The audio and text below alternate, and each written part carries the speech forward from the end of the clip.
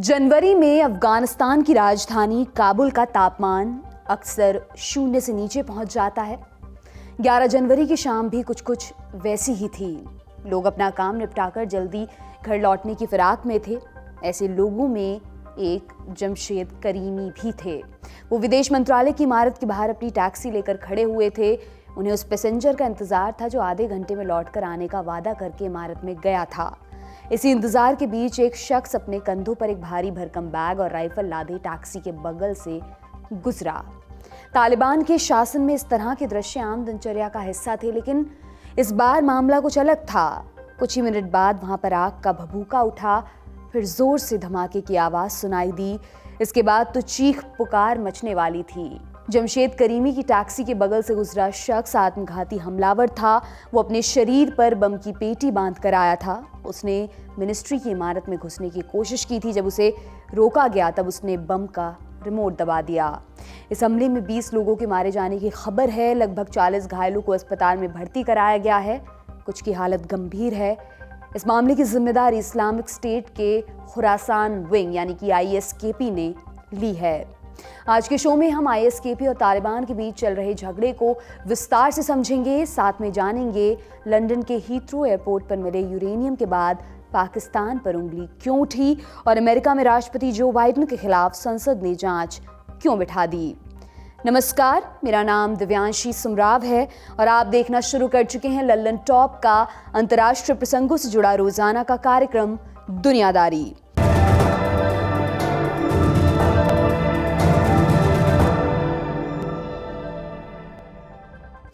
पहले तालिबान और ISKP के झगड़े की कहानी। जैसा कि हमने पहले भी बताया, ISKP का फुल फॉर्म होता है इस्लामिक स्टेट खुरासान प्रोविंस। ये Islamic state for Iraq and Syria यानी कि ISIS का एक ब्रांच है, जिसे IS या दाइश भी कहते हैं। दाइश पूरी दुनिया में खिलाफत की स्थापना करना चाहता है। इसके लिए उसने अलग अलग इलाकों में अपने पांव पसारने शुरू किए। जल्द ही ये अफगानिस्तान में दाखिल होने वाला था। कैसे? दरअसल 2014 में पाक आर्मी के ऑपरेशन में तहरीक तालिबान पाकिस्तान यानी कि TTP को जबरदस्त नुकसान पहुंचा। TTP के कई बड़े कमांडर भागकर अफगानिस्तान चले गए। उन्होंने नांगरहार और कुनार जैसे इलाकों में शरण ली। उसी में एक कमांडर मुल्ला सईद ओरगजई और हाफिज सईद खान भी था। वो TTP के फाउंडिंग मेंबर्स में से एक था। अगस्त 2009 में TTP का फाउंडर बैतुल्लाह महसूद एक ड्रोन हमले में मारा गया। इसके बाद ग्रुप की लीडरशिप को लेकर झगड़ा हुआ। इसमें हाफिज की पसंद को नकार दिया गया। 2013 में TTP लीडर हकीमुल्लाह महसूद भी अमेरिका के ड्रोन अटैक में मारा गया। उस समय जो 3 नाम लीडरशिप के लिए सामने आए उसमें हाफिज भी शामिल था, लेकिन एक बार फिर उसको रिजेक्ट कर दिया गया। इससे वो बेहद नाराज हुआ। जल्दी ही पाकिस्तान सरकार TTP के खिलाफ ऑपरेशन शुरू करने वाली थी। इस ऑपरेशन में TTP को भारी नुकसान हुआ। हाफिज सईद खान के लिए पाकिस्तान में बहुत कम संभावना बची हुई थी। अक्टूबर 2014 में उसने TTP को छोड़ दिया। इसके बदले उसने दाइश के अबू बकर अल बगदादी को अपना नेता मान लिया। बगदादी ने जनवरी 2015 में उसको IS के अफगानिस्तान ब्रांच की कमान सौंप दी। कायदे से इस ब्रांच का नाम इस्लामिक स्टेट ऑफ अफगानिस्तान होना था, लेकिन इसमें खुरासान कहाँ से आया, इसकी भी एक दिलचस्प कहानी है। असल में खुरासान एक प्राचीन इलाके का नाम है।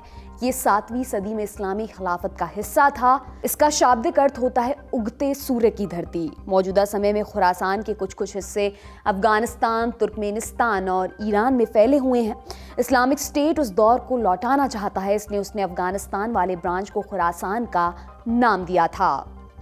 ये तो हुआ ISKP का परिचय। अब एक शंका का समाधान भी कर लेते हैं। दूर से देखने पर तालिबान और इस्लामिक स्टेट एक जैसे लगते हैं। मसलन दोनों कट्टर इस्लामी संगठन हैं, दोनों शरिया कानून लागू करना चाहते हैं, दोनों गुट अल-कायदा और दूसरे आतंकी संगठनों के साथ काम कर चुके हैं, दोनों पश्चिमी देशों को अपना दुश्मन मानते हैं। महिलाओं और अल्पसंख्यकों को लेकर दोनों का रवैया लगभग एक जैसा है। इतनी सारी समानताओं के बावजूद दोनों झगड़ा क्यों करते हैं? इसके लिए हमें तालिबान और इस्लामिक स्टेट के बीच का बारीक अंतर समझना होगा। 4 बड़े भेद हैं। नंबर 1, आईएस इस्लाम की सलाफी विचारधारा को मानता है, जबकि तालिबान हनफी विचारधारा का पालन करता है। आईएस के मुताबिक हनफी इस्लाम के असली प्रतिनिधि नहीं हैं। नंबर 2, तालिबान अफगानिस्तान की सीमा के अंदर रहकर शासन चलाने वाला संगठन है। उसने अफगानिस्तान में इस्लामी अमीरात की स्थापना की। दूसरी तरफ इस्लामिक स्टेट पूरी दुनिया पर खिलाफत थोपना चाहता है। उसका मानना है कि अफगानिस्तान पर भी खिलाफत का राज होना चाहिए, इसलिए वे तालिबान की सरकार को नहीं मानते हैं। नंबर 3, इस्लामिक स्टेट पाकिस्तान में भी सरकार को गिराना चाहता है। उसे ईरान की शिया सरकार से भी आपत्ति है। इसके बरक्स तालिबान दोनों देशों के साथ कूटनीतिक संबंध बेहतर बनाने की कोशिश कर रहा है। नंबर 4, तालिबान ने 2020 में अमेरिका के साथ शांति समझौता किया। इसमें उन्होंने वादा किया था कि वे अफगानिस्तान में ऐसे संगठनों को पनाह नहीं देंगे जिनसे पश्चिमी देशों को खतरा हो। अमेरिका ने इस्लामिक स्टेट को आतंकी संगठन घोषित किया हुआ है। इसके चलते आईएसकेपी को अपनी जमीन खोने का डर रहता है। तालिबान सरकार पाकिस्तान की मदद से आईएसकेपी के खिलाफ ऑपरेशन भी चलाती है। नवंबर 2021 में तालिबान ने जलालाबाद में इस्लामिक स्टेट के कुछ लड़ाकों को मारकर खुले में टांग दिया था। ये संदेश देने की कोशिश थी, लेकिन उन्हें बहुत सफलता नहीं मिली है। तालिबान की वापसी के बाद पहले साल में आतंकी हमलों की संख्या में 51% की बढ़ोतरी दर्ज की गई। इन हमलों में 700 से अधिक लोग मारे गए और लगभग 1,500 लोग घायल हुए। कुछ बड़े हमलों के बारे में जान लीजिए। 26 अगस्त 2021 को काबुल इंटरनेशनल एयरपोर्ट पर सुसाइड ब्लास्ट। इस धमाके में 183 लोग मारे गए। इनमें से 13 यूएस मिलिट्री से थे। जिम्मेदारी आईएसकेपी ने ली। बदले में अमेरिका ने नांगरहार में हवाई हमले किए। 4 मार्च 2022 को आईएसकेपी के एक आतंकी ने पेशावर की एक मस्जिद में खुद को बम से उड़ा लिया। इसमें 63 लोग मारे गए थे। 29 अप्रैल 2022 को काबुल में सूफी मस्जिद पर बम धमाका, 50 लोगों की मौत। 18 जून 2022 को काबुल में गुरुद्वारे पर गोलीबारी, आईएसकेपी का दावा, नुपुर शर्मा के विवादित बयान का बदला लिया। 5 सितंबर 2022 को रूसी दूतावास के बाहर बम धमाका। इसमें 8 लोग मारे गए। इनमें 2 रूसी दूतावास के स्टाफ मेंबर्स भी थे। 30 सितंबर 2022 को दश्त-ए-बारची में एक कोचिंग सेंटर में आत्मघाती हमला। न्यूज एजेंसी एपी की रिपोर्ट के अनुसार इस हमले में कम से कम 52 लोग मारे गए। हताहत होने वालों में अधिकतर बच्चे थे। 4 दिसंबर को काबुल में पाकिस्तान के मिशन पर हमला। निशाना पाकिस्तान के टॉप डिप्लोमेट थे, लेकिन वो बच गए। 12 दिसंबर 2022 को काबुल में लोंगन होटल पर गोलीबारी। ये होटल अफगानिस्तान आने वाले चीनी नागरिकों में पॉपुलर था। इसमें किसी भी चीनी नागरिक को नुकसान नहीं पहुंचा। तीनों हमलावरों को मार गिराया गया। और अब नए साल में विदेश मंत्रालय की इमारत पर हमला हो गया। अफगानिस्तान में शायद ही ऐसी कोई जगह बची हुई है जहां हमला ना हुआ हो। यह हालात तब हैं जब तालिबान सरकार में हैं। एक समय तक आईएसकेपी के 2,500 से 3,000 सदस्य हुआ करते थे। तालिबान के ऑपरेशन के बाद उनकी संख्या घटी है। इसके अलावा इराक और सीरिया में इस्लामिक स्टेट सिमट चुका है। उसके लीडर्स एक एक कर मारे जा रहे हैं, इसलिए वे अफगानिस्तान ब्रांच को मदद देने की हालत में नहीं बचे हैं। जानकारों का मानना है कि आईएसकेपी तालिबान सरकार के खिलाफ निर्णायक लड़ाई नहीं लड़ सकता। ऐसे में उनके पास अपनी उपस्थिति दर्ज कराने का इकलौता विकल्प टारगेटेड अटैक है। इससे आईएसकेपी को क्या फायदा होता है, इस बारे में भी बात कर लेते हैं। जानकार बताते हैं कि आईएसकेपी के फायदे से ज्यादा तालिबान का नुकसान अहम है। तालिबान लगभग सभी वादों को पीछे छोड़ चुका है। महिलाओं की पढ़ाई हो, समान अधिकार की बात हो, शासन में लचीलेपन का दावा हो, तालिबान ने इन सब से मुंह फेर लिया है। इसको लेकर बाकी दुनिया में उसकी लानत मलानत भी हो रही है। ऐसे में सिक्योरिटी वाला पक्ष तालिबान को अपर हैंड देता है। अफगानिस्तान की जमीन पर पलने वाले आतंक से उसके पड़ोसियों के साथ साथ पश्चिमी देशों को भी खतरा है। 2 महाशक्तियों ने अंदर जाकर लड़ने का परिणाम भुगत लिया है, इसलिए ये देश तालिबान पर भरोसा करने के लिए मजबूर हैं। तालिबान को अपनी वैधता साबित करने के लिए आईएसकेपी या दूसरे चरमपंथी संगठनों को रोकना होगा।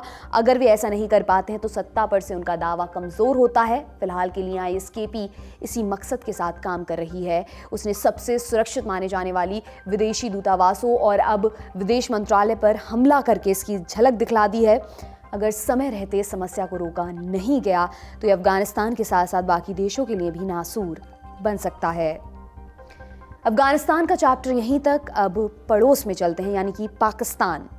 इन दिनों पाकिस्तान का नाम एक संवेदनशील सामान की जब्ती में सामने आ रहा है। 29 दिसंबर 2022 को लंदन के हीथ्रो एयरपोर्ट पर एक यात्री के सामान में यूरेनियम बरामद हुआ। यूरेनियम का इस्तेमाल बिजली पैदा करने और परमाणु बम बनाने में होता है। इसको एयरपोर्ट पर ही रोक लिया गया। स्कॉटलैंड यार्ड की शुरुआती जांच में पता चला कि यूरेनियम ओमान के रास्ते यूके पहुंचा था। इसका ओरिजिनल सोर्स कराची था। इस पर यूके में मौजूद एक ईरानी दफ्तर का पता लिखा था। इंटरनेशनल एटॉमिक एनर्जी एजेंसी के मुताबिक ईरान 2 न्यूक्लियर साइट्स पर यूरेनियम की क्षमता 60% तक बढ़ा रहा है। इस क्षमता को 90% तक बढ़ाने पर परमाणु बम बनाया जा सकता है। ब्रिटिश अखबार गार्डियन की रिपोर्ट के अनुसार एयरपोर्ट पर जो यूरेनियम बरामद हुआ उसकी मात्रा बहुत कम थी। अधिकारियों ने कहा कि इससे लोगों को चिंता करने की जरूरत नहीं है। कुछ मीडिया रपटों में कई किलोग्राम यूरेनियम मिलने की बात कही गई थी, वो सरासर गलत है। ब्रिटिश टैब्लॉइड द सन ने दावा किया था कि डर्टी बॉम्ब की साजिश को धराशायी कर दिया गया है। स्कॉटलैंड यार्ड और बाकी जांच एजेंसियां फिलहाल ये पता लगाने की कोशिश कर रही हैं कि यूरेनियम भेजने वाले का असली मकसद क्या था। इस मामले में पाकिस्तान को भी लगातार निशाने पर लिया जा रहा है। इस पर पाकिस्तान के विदेश मंत्रालय का भी बयान सामने आया है। उनका कहना है कि आरोप गलत हैं, कोई यूरेनियम पाकिस्तान से यूके नहीं भेजा गया है। इस मामले में यूके के अधिकारियों ने अभी तक हमसे संपर्क नहीं किया है। उनका कहना है कि जिस ओमान एयरलाइंस के कार्गो में यूरेनियम मिलने की बात कही जा रही है उसमें फ्रोजन मीट और आभूषण थे। पाकिस्तान खुद को एक जिम्मेदार न्यूक्लियर स्टेट बताता रहा है। अगर आरोप सही साबित हुए तो उसकी बदनामी तय है। तब ये आशंका भी जताई जाएगी कि क्या पाकिस्तान की न्यूक्लियर शक्ति किसी गलत व्यक्ति के हाथ में पहुंच चुकी है। ये पूरी दुनिया के लिए चिंता की बात होगी। इस मामले पर हमारी नजर बनी रहेगी। अब अमेरिका की खबर जान लेते हैं। अमेरिका के राष्ट्रपति जो बाइडेन पर इन दिनों बदनामी और मुकदमे का संकट गहराता जा रहा है। नवंबर 2022 में बाइडेन के प्राइवेट दफ्तर से कुछ सीक्रेट डॉक्यूमेंट्स बरामद हुए थे। पब्लिक डोमेन में उनके बारे में जानकारी अब बाहर आई है। 11 जनवरी को सेंटर से कुछ और फाइल्स मिलने की रिपोर्ट है।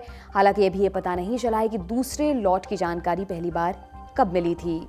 दरअसल व्हाइट हाउस के पास ही पेन बाइडेन सेंटर नाम के एक थिंक टैंक का ऑफिस है। ये थिंक टैंक 2018 में बनाया गया था। सीक्रेट डॉक्यूमेंट्स वहीं से बरामद किए गए हैं। इन डॉक्यूमेंट्स में ईरान, यूक्रेन और यूके के बारे में खुफिया जानकारियां दर्ज हैं। जिस समय के दस्तावेज हैं उस समय जो बाइडेन अमेरिका के उपराष्ट्रपति हुआ करते थे। कानून के मुताबिक सीक्रेट फाइल्स का एक्सेस चुनिंदा लोगों को है। इन्हें स्टोर करने के लिए भी नियम तय हैं। सरकार का कार्यकाल खत्म होने के बाद इन्हें यूएस नेशनल आर्काइव्स को लौटाना होता है।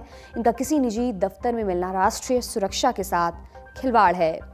इस मामले में बाइडेन का कहना है कि मामला जस्टिस डिपार्टमेंट की नज़र में है और वे जांच में पूरा सहयोग देंगे। हालांकि व्हाइट हाउस ने जानकारी रिलीज करने में देरी पर जवाब देने से इनकार कर दिया। सीक्रेट डॉक्यूमेंट्स मिलने के बाद जो बाइडेन की मुश्किलें और बढ़ेंगी। अमेरिकी संसद के निचले सदन हाउस ऑफ रिप्रेजेंटेटिव्स में रिपब्लिकन पार्टी बहुमत में है। उन्होंने बाइडेन और उनके परिवार के खिलाफ कई केस एक साथ खोल दिए हैं। सीक्रेट डॉक्यूमेंट्स वाला केस बाइडेन की परेशानी को बढ़ा सकता है। इससे पहले अगस्त 2022 में पूर्व राष्ट्रपति डोनाल्ड ट्रंप के घर से 10,000 से अधिक सीक्रेट डॉक्यूमेंट्स बरामद हुए थे। इस मामले में ट्रंप के खिलाफ जांच चल रही है। बाइडेन के दफ्तर से मिले दस्तावेजों ने अमेरिका की राजनीति में एक नया मसाला घोल दिया है। इसकी गंध लंबे समय तक कायम रहने वाली है। आज की दुनियादारी में बस इतना ही। अब आपके काम की जानकारी। अगर आप भी दुनियादारी का हिस्सा बनना चाहते हैं तो आपके लिए एक बढ़िया मौका है। कैसे? आप भारत से बाहर दुनिया के किसी देश में रहते हैं और वहाँ की किसी इमारत, पकवान, संस्कृति या कुछ भी दिलचस्प चीज़ों के बारे में हमें बताना चाहते हैं तो आप हमसे शेयर कर सकते हैं। आप तस्वीर या वीडियो भेज सकते हैं। तस्वीर या वीडियो के साथ 2-4 लाइन में डिस्क्रिप्शन ज़रूर दें और साथ में अपना परिचय भी ज़रूर बताएं। हम उसे आपके नाम के साथ अपने शो में दिखाएंगे। हमारा पता है दुनियादारी@londantop.com। शुक्रिया। शुभ रात्रि।